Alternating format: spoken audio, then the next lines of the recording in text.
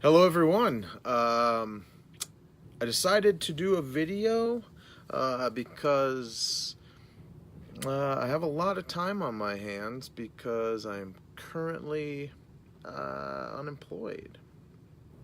I parted ways with my job, and hopefully, I can get back on my feet pretty quick. Um, but I won't be doing a lot of buying of things for a while. I do have some Reverend CDs that I have to buy this weekend, which I already told my wife that I am going to do that. But so no problems. I am good financially. I just have to cut back on some of that stuff until I find something good and permanent. So today's video is one of my favorite years in music. It is also the year I graduated. It is 1991, and I have quite a bit of things, so I'm going to just kind of fly through them. Um, Sting, Soul Cages. Oh my God. After a hiatus of being on writer's block or whatever, Sting's father passes away, and he writes this album kind of as a dedication to his father.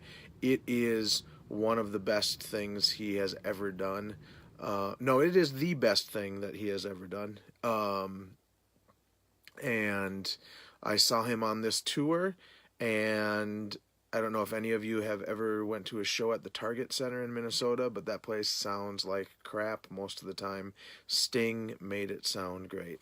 Sting, the Soul Cages. I don't know how this. No, here we go. That's how it's supposed to look. There we go. But yet it's weird because that's the spine and stuff. So, uh, Queen, Innuendo. The last real studio album they did, because the album Made in Heaven after this is all just kind of put together songs of vocal tracks that Freddie had left. This has the title track that is so fantastic, but some lesser known tracks, Going Slightly Mad, Don't Try So Hard. Don't Try So Hard is so fitting right now for me. What is the line in that song that I love? I didn't realize I had a promo copy. I don't like that hole in it. Let's see. Oh, don't take it all to heart. It's only fools. They make these rules. Don't try so hard. Yep. Don't try so hard. You will not be rewarded. All right. This also had the Show Must Go On. These Are the Days of Our Lives. It was a weird album. It was very much in the vein of early stuff because it had so many different feels and so many different kind of song styles that it just worked really well. It was awesome. Tragically Hip, Road Apples. My favorite songs on here are Cordelia and God, what was it? Fiddler's Green. This is a fantastic album by Tragically Hip. One that I don't listen to, in all honesty, all that much, but it deserves to be in this Mind Funk. I can't believe from 19 years ago this sticker is still on. What am I doing? Mind Funk, I saw them on this tour. I had this on cassette originally. Has members of either SOD or MOD, Celtic Frost, Uniform Choice. I know Metal Mickey thinks they are awesome on their next album.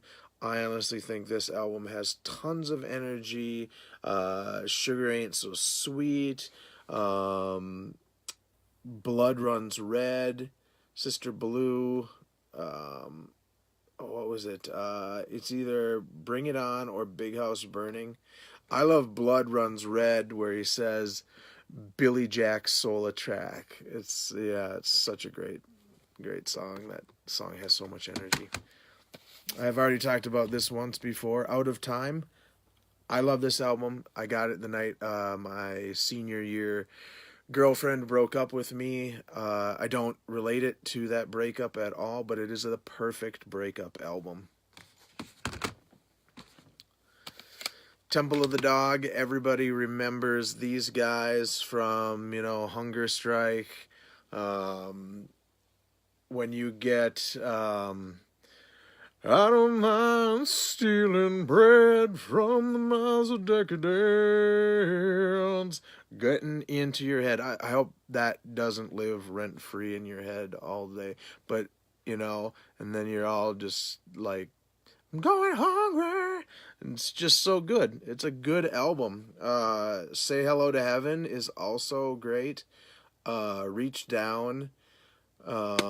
Just honestly, I wish this band would have made one more album. I thought they were really good. I really wish. I really wish instead of getting together with Audioslave, Chris Cornell would have gotten together with other people and done a different band than Audioslave. Even though I have Audioslave stuff. This guy totally influenced my drumming. Herb Alexander, or Tim Herb Alexander. This was a weird album at a weird time, and I'm surprised it got so much attention. I'm surprised they got so big. I remember bringing this album into my drum teacher and asking him if he could tell me the time signature on track 6. And he's sitting there and he's counting it and he's like, oh, it's in measures of 11. And he said, what's the song called? And I look at the title and it is called 11. Marillion, Holidays in Eden. Forgot the album title for a second there. This had 2 different covers. It had that one and it had this one. This was the US cover. This was the European cover, British cover. I need a case that's not broken on this. This was their second album with their singer that followed Fish, and in my opinion, probably the best album they did with that second singer until they released the album Marbles. It's got Splintering Heart, The Party, Dryland, Waiting to Happen, and the trilogy This Town, Rake's Progress, and 100 Nights. 100 Nights is one of the greatest ways to end an album. I talk about nostalgic for the album all over again, and that song makes me want to listen to the album again. This little ditty called Steady Diet of Nothing by Fugazi. If I was going to see Fugazi, I should have seen him on this tour. 2 of my friends went, and I don't know why I didn't go. This album is almost perfect from start to finish. My favorite songs are Long Division and Runaway Return and Exit Only and Reclamation and Nice New Outfit. It's just awesome. It's just a great album.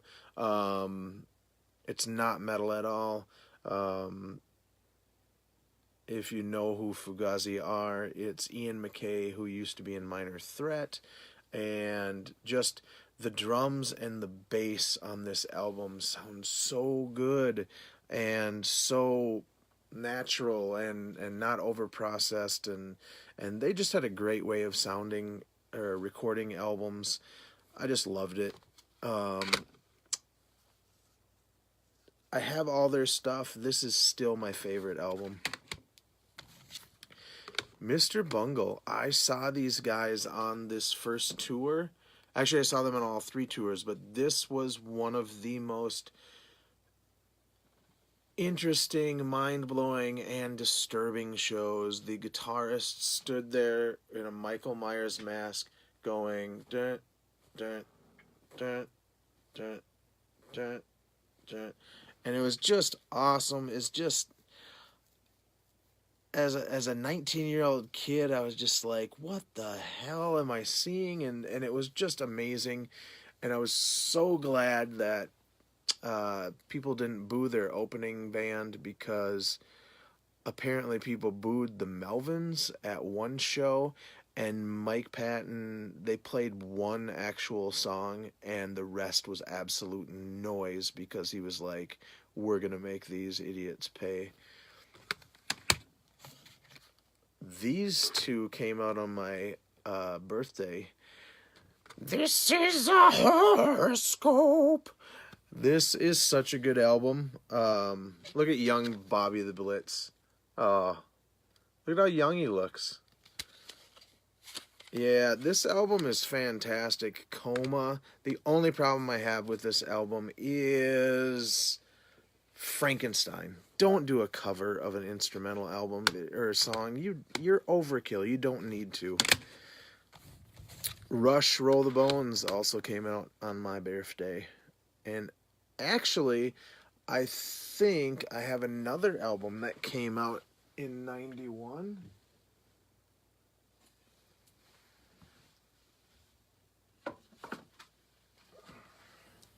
So, I do have another album.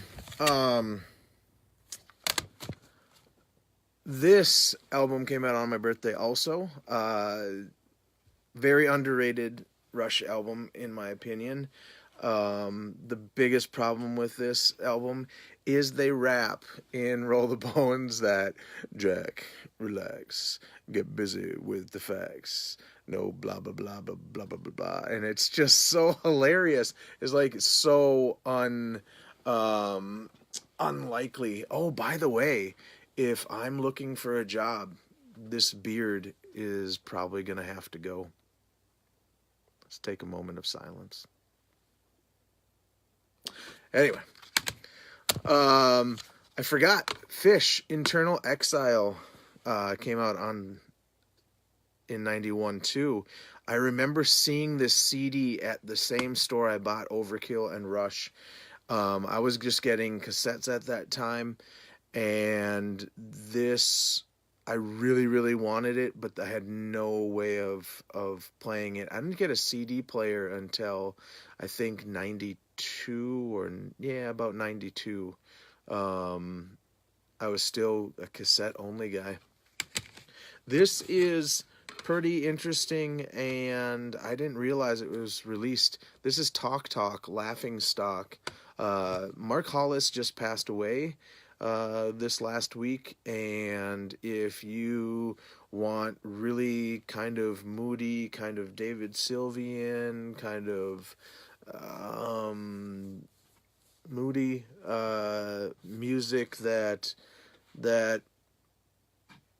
is just really interesting but very hard to pin down, this album is great. Most people remember them from, the all you do is talk talk kind of days, but they really changed by the time they got to this album.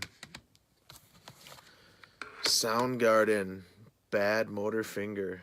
Out of all the grunge stuff, because I think Pearl Jam 10 came out 91, and Nirvana Nevermind came out in 91. Although I should probably have Pearl Jam 10. That and Nirvana was never really big on my,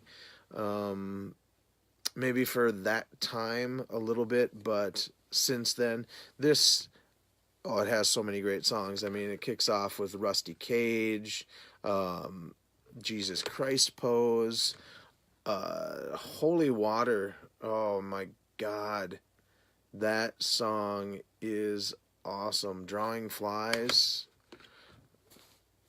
I love his voice on this album, and honestly, I was not a big fan of Chris Cornell live after this album. Like, I saw them on the God, what was that? Ultra Mega OK tour where they opened up for Danzig, and I thought they were pretty decent. They played Beyond the Wheel, and man, his voice was awesome on that. But for the last, like, I would say 20 years, his voice, I just didn't like it live for some reason. I don't know. Prong, prove you wrong. I saw them on this tour. No, I saw them on the Beg to Differ tour. Um, they were supposed to open up for Flotsam and Jetsam, and Flotsam had to cancel for some reason. This is an album that, hindsight, is pretty awesome. Irrelevant Thoughts, Unconditional, and Prove You Wrong are the highlights on this album. I have this and Beg to Differ, but I was surprised that this one actually came out in 1991. I did not remember that. The album that, oh geez, well, it's the Black Album. Here, I'll put that up. After And Justice, I think a lot of people were kind of disappointed with the direction Metallica went, but I mean, let's look at these tracks. Enter Sandman, Sad But True, Unforgiven, Wherever I May Roam, Nothing Else Matters. Holy crap, it just had tons of hits on it, and you finally got to hear how Jason was playing. And honestly, the reason I really like this album is because of the documentary where they showed them in the studio. I thought that was super interesting, and I would watch it again today.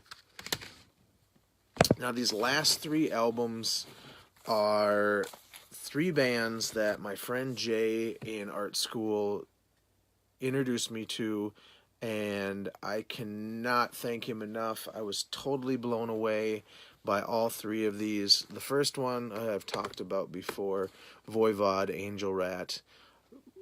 I mean, what an amazing album. What an amazing album. Death Human, which I think this is the first death metal album that I ever got into, and I mean, what a way to start. This is just nothing but awesome. Sean Reinhart, Sean Reinhart, Paul Mustaval, Steve DiGiorio, and Chuck. Oh my God, just amazing. And this remix is so awesome because, whoops, I'm going to throw things at you, because finally they remixed the album and you can actually hear the bass really properly like you should. And the last band, I remember seeing their first album where he was on the cover naked again, standing like an archer, like years before this, a couple of years before this, like think 88 or something like that, and thinking, wow, those guys are weird. And that album's actually pretty good, and it's more metal. This is more in line with, like, if you took kind of Armored Saint and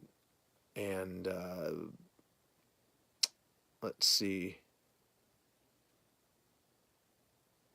not so much Armored Saint, but if you took like Soundgarden and Armored Saint and Jane's Addiction and kind of put them together, it still doesn't do it justice. But the first song, Wicked Sandbox, just grabbed me. The second song, Mini Toboggan, it just an awesome album. Is Last Crack Burning Time. They have a new album that's supposed to be coming out. I should look for it after this video is done. And that is 1991. Take it easy. You might not see a beard the next time. All right.